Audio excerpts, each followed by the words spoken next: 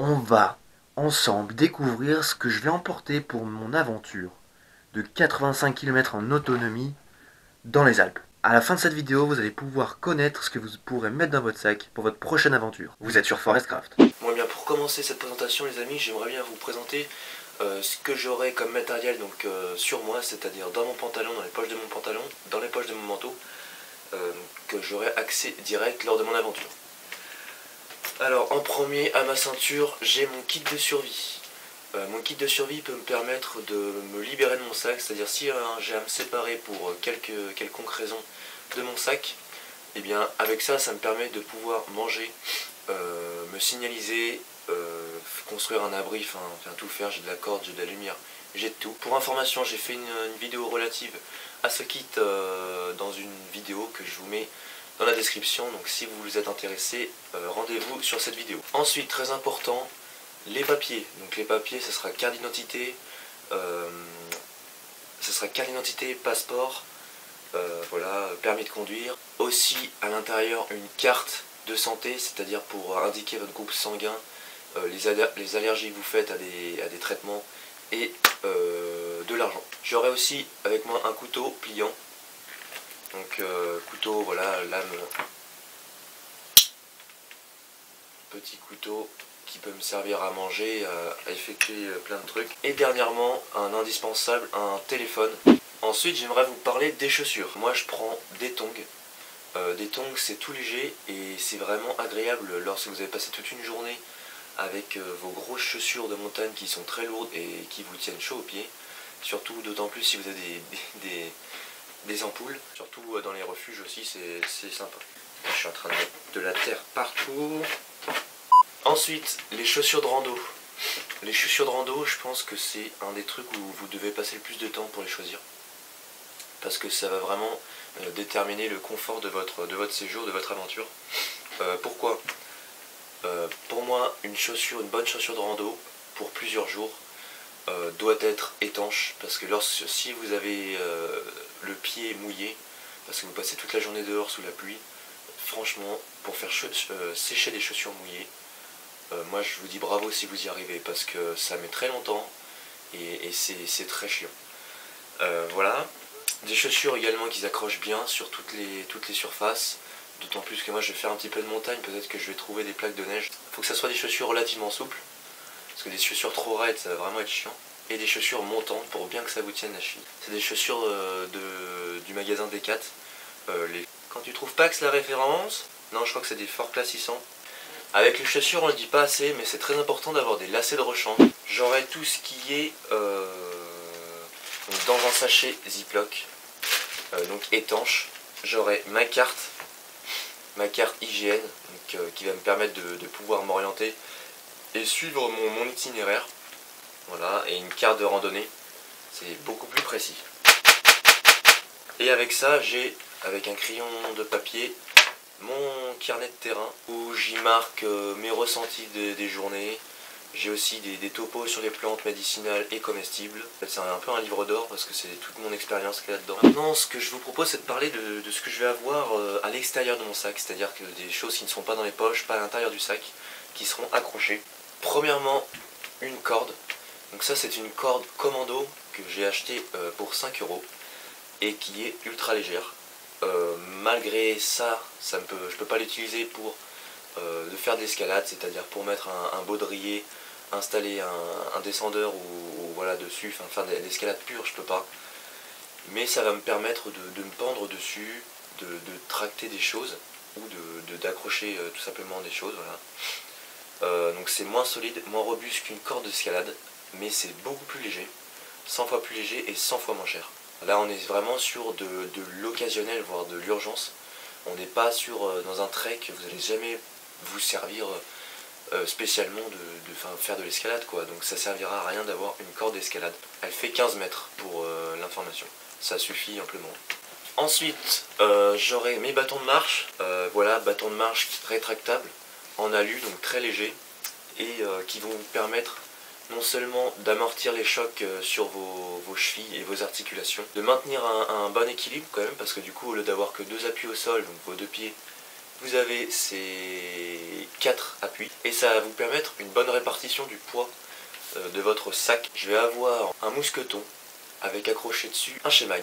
Donc le Shemag, en fait c'est une grosse écharpe, ça peut vous permettre de vous couvrir la tête, de vous refroidir aussi, vous la mouillez, vous la mettez sur la tête, ça vous refroidit, c'est sympa. Le Shemag permet aussi de récolter des choses, voilà, on a des choses à mettre dedans, on le met, on fait un baluchon. Ça fait tout. Donc ensuite j'ai une pochette qui est très compacte comme elle est ici, mais une fois dépliée, on est sur une grande poche qui peut accueillir de l'amadou, des plantes comestibles qu'on veut manger, voilà, qu'on récolte. Du coup bah là je me suis dit pourquoi pas, j'ai acheté cette sacoche. Si vous êtes intéressé pour savoir la référence, eh bien dites-le dans les commentaires, je vous le dirai. Donc ce que j'ai également sur l'extérieur de mon sac, c'est une cuillère en bois que j'ai fabriquée moi-même. Et j'ai également mon couteau de camp, un couteau très polyvalent qui va me servir à tout. Parce qu'il faut savoir qu'on sera amené à allumer des feux. Et donc j'ai nommé le Mora Black Robuste. Et il a la particularité d'être très léger. Voilà, moi je dis, on est en trek, on est à la recherche de légèreté. Ce que j'aurai sur une poche latérale, c'est ma scie qui m'accompagne maintenant partout. Ma scie de chez Miltech, donc une scie pliante. Donc ensuite, je vous propose de parler un petit peu lumière. Moi je vais partir avec deux types de lampes. Donc c'est la lampe Torfire que j'avais déjà présentée. Je vous mettrai le lien également dans la description. Donc c'est une lampe que je vais pouvoir mettre quand je serai dans ma tente. Donc c'est une lampe frontale qui m'a envoyé un partenaire que je vais être amené à tester durant ce séjour. Donc voilà, pour le système d'hydratation, je suis parti sur une capacité de 2,5 litres. Donc j'ai une gourde de type US avec son quart d'1 litre. Une gourde d'1,50 litre en alu très légère de la marque Decathlon. Sur lequel j'ai rajouté une chose qui vend et qui est très pratique je pense. C'est une source, ça fait comme une camelback et du coup c'est vraiment sympa. Je vais avoir l'occasion de tester le filtre Be-Free de mon partenaire Katadyn durant ce trek. Donc voilà le filtre, tout simplement, vous prenez de l'eau à l'intérieur, vous appuyez, ça sort. Donc le filtre va nous permettre de filtrer toutes les eaux qu'on trouve. Pour la bouffe, j'ai également ce gobelet rétractable. Une fois de plus, j'ai reçu ça d'un partenaire. Donc ça, j'en suis vraiment très content. C'est donc la popote de chez Optimus. Donc une popote en titane, donc très léger. Voilà, en deux parties. Une partie plus casserole. Voilà, de 500 ml. Donc très sympa, ça me permet de faire tout à manger. Et j'ai également le réchaud Optimus à tester. Et donc ça c'est à tester avec la petite bonbonne. Donc l'avantage de ça, c'est que ça rentre parfaitement dans la popote, donc ça prend pas de place. Je vais prendre également une batterie externe, donc qui va me permettre de recharger mon téléphone ainsi que mes caméras, donc tous mes appareils électroniques. Donc eh bien, je vous propose qu'on passe au module couchage. Donc pour le module couchage, je me suis procuré le matelas gonflable Forclaz de chez Decathlon. Un sac de couchage, donc là comme on est en été, c'est un sac de couchage 15 degrés confort, 10 degrés confort, donc ça suffit, sachant que moi je suis pas trop pour dormir à poil carrément dans son sac de couchage. Donc moi je dors toujours en pantalon, chaussettes et enfin habillé quoi, avec un gros pull. Donc c'est pour ça que je peux me permettre de prendre un sac de couchage un peu moins chaud. J'emporterai cette tente qui est un peu encombrante, mais c'est une tente de personnes de la marque Overmont. C'est un partenaire qui me l'a envoyé, donc il va falloir que je la teste. Tente de randonnée, elle est toute légère, elle pèse 1,2 kg. Alors les vêtements, j'ai envie de dire, faut pas s'emmerder à prendre trop. Parce que moi je suis plus pour le fait de peu changer et de laver. Allez, moi je suis parti sur 3 paires de slips pour 7 jours. Et une grosse paire de chaussettes en laine pour la nuit. Ainsi que 2 paires de chaussettes pour la journée. J'ai également un bonnet. Très important pour la nuit.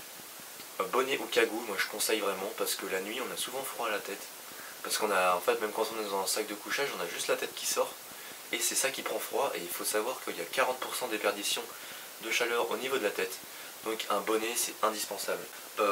Pour les t-shirts, j'ai un t-shirt en coton, j'ai un t-shirt respirant et une chemise. Ensuite je prends juste un gros pull en laine. Au niveau des frocs, j'aurai un froc sur moi, donc c'est un pantalon qui est très ample, qui a la possibilité donc de dézipper le bas pour faire un short, un pantalon type treillis. Et pour la nuit, je parie un truc que je conseille, c'est un jogging, et voilà. Et pour ce qui est pour la protection contre la pluie, le vent et le froid, j'ai le manteau encore de Decathlon. Voilà, un manteau avec une capuche et qui est donc déperlant. Donc dernièrement, j'aimerais vous parler rapidement de la nourriture. Donc on va principalement se baser sur des choses qui sont rapides à faire. Donc d'ailleurs j'ai j'ai quelques trucs à tester. Donc des produits lyophilisés, par exemple de la marque Adventure Food, ça. Et j'ai aussi les lyophilisés qui font lyophilisés bio, et c'est les seuls que j'ai trouvé. C'est pour ça que j'aurais demandé s'ils pouvaient me faire tester leur gamme MX3 Aventure. Voilà, donc ça, je vous en dirai des nouvelles.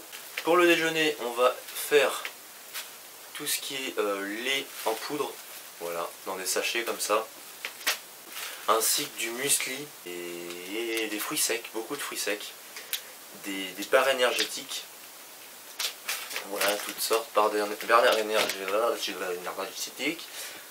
énergétiques. On aura des pâtes.